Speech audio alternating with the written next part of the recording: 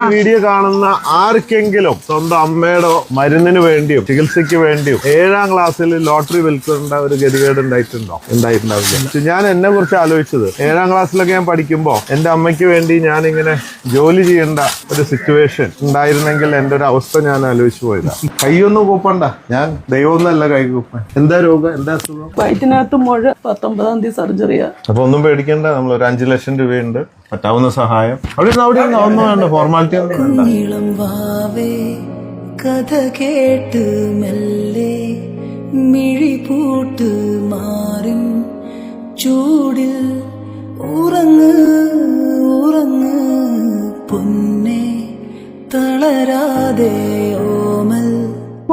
Fans charitable ട്രസ്റ്റിലൂടെ ആണ് ഈ പ്രവർത്തനങ്ങളൊക്കെ നടത്തുന്നത്. അങ്ങ് വാനക്കോണില് മിന്നി നിന്നൊരമ്പിളി